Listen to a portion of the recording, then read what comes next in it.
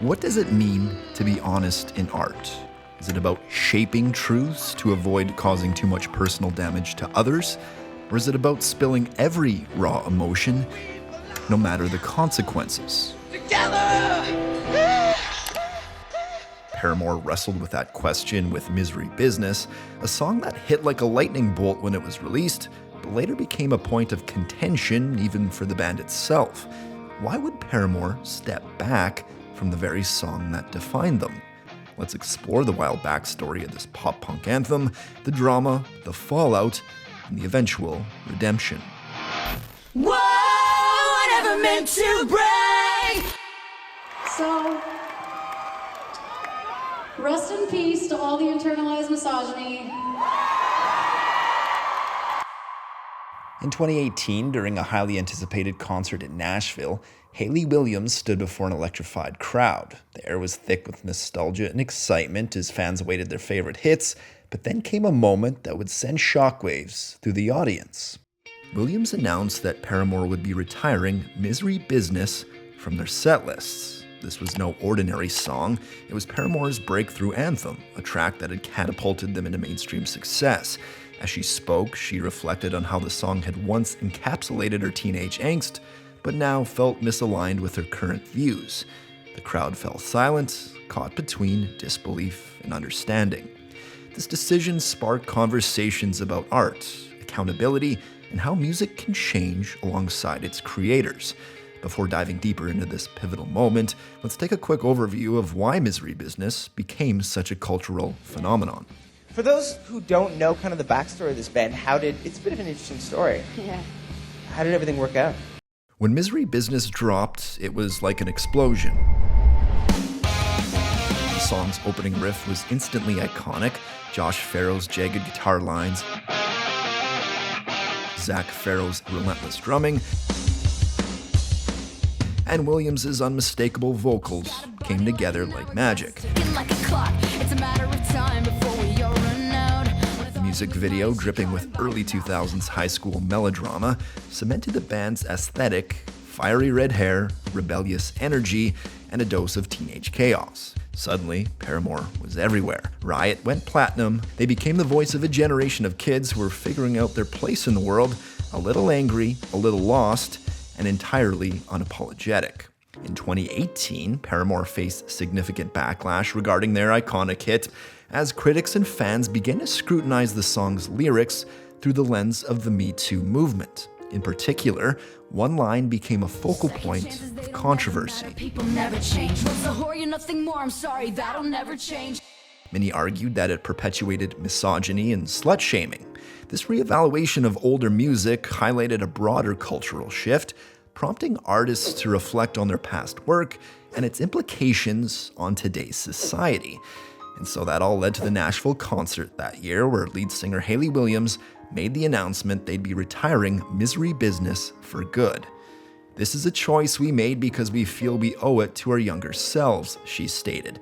Williams acknowledged that the song was a product of her teenage mindset, one she no longer fully identified with. Yeah, I've struggled with feeling like I have to have things all figured out and perfect and present myself like there's nothing wrong ever. Said to myself, it's like, it's time to get these things out and like let them go. The retirement of Misery Business was particularly bold for Paramore, as the track had become synonymous with their identity and success.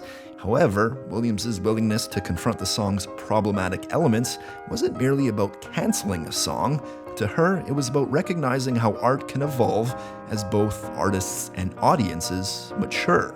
Williams reaffirmed her stance in 2020 when she criticized Spotify for including the song on a Woman in Rock playlist, stating that it shouldn't be associated with female empowerment. This ongoing reassessment reflects not only Paramore's journey, but also the broader cultural dialogue about how we engage with art that may not align with contemporary values. In other words, it asks the question, should we judge people in the past based on the morals of our time?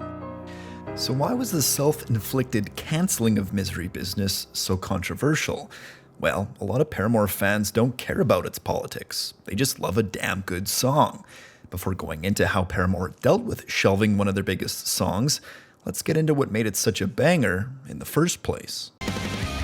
It's not just the lyrics or the catchy chorus, it's the whole package. That opening riff from Josh Farrow is pure adrenaline. His brother Zach's drumming is like a battering ram behind it.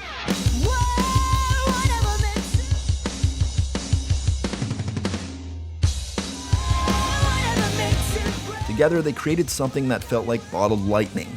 That perfect sound of being young and feeling everything at full volume. Then there's Hayley Williams. Her vocal performance is a masterclass in emotional range.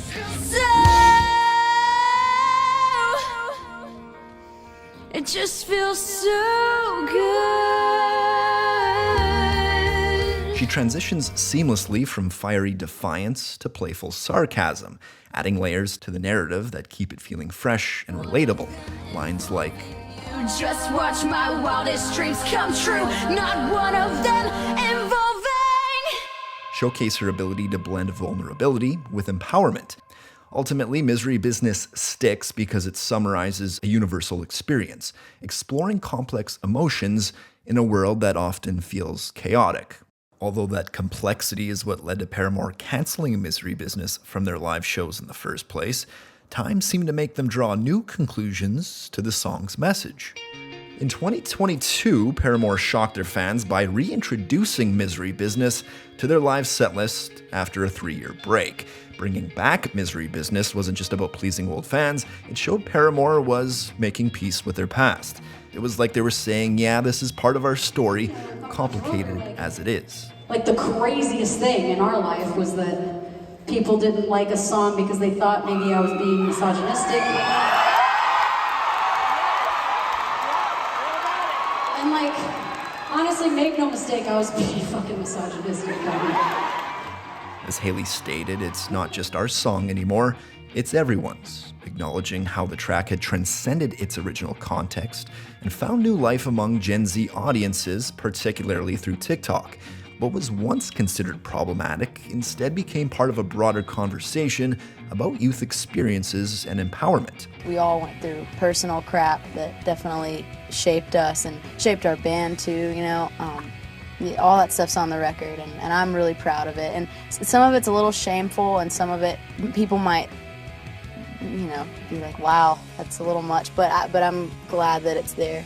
Williams joked about this evolution of it going from culturally canceled to a TikTok trend, saying, make it make sense. I think hopefully over the last 4 years we've all learned a little something, right? Don't you think you've learned some shit? As Williams put it, I guess what I'm trying to say is it's a word, and if you're cool, you won't call a woman a whore because that's bullshit. The return of Misery Business also reflects a universal truth about growing up. We all have parts of our history that are messy or embarrassing, yet they shape who we become. 15 years after its release, Misery Business has evolved into more than just a song. It stands as a cultural touchstone that continues to resonate across generations. The track has been covered, parodied, and memified, appearing in playlists for road trips, workouts, and heartbreaks. Its inclusion in iconic video games like Rock Band and Guitar Hero further cements its status in music history. However, the legacy of Misery Business transcends mere nostalgia. It reflects a journey of growth and transformation, not just for Paramore, but for the listeners who have embraced it over the years. We used to talk about it when we were kids. Like, I think it makes all of us feel really lucky that people still consider our older records relevant and they want to know, like, you know, what we're gonna make. That doesn't make any sense why people should give a shit, and I love it. Yeah, some of the lyrics make us cringe now, but isn't that what growing up is? We keep the fire of the song, but understand it differently. It's like finding an old diary. You might not write the same words today, but you remember exactly how it felt in that moment.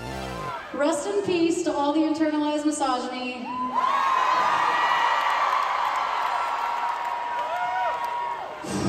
And here's to growing up together. So back to that question, what does it mean to be honest in art? Maybe it's about capturing a moment in time as it is, not as we wish it to be. Misery Business is far from perfect, and that's exactly why it's timeless. It's a snapshot of youth, messy, flawed, and unapologetically real. As Paramore's Story with a Song shows, honesty isn't static, It's a moving target, a conversation that grows with us, and maybe, just maybe, that's what keeps us coming back to this chaotic, imperfect anthem. It's not just about misery, it's about humanity.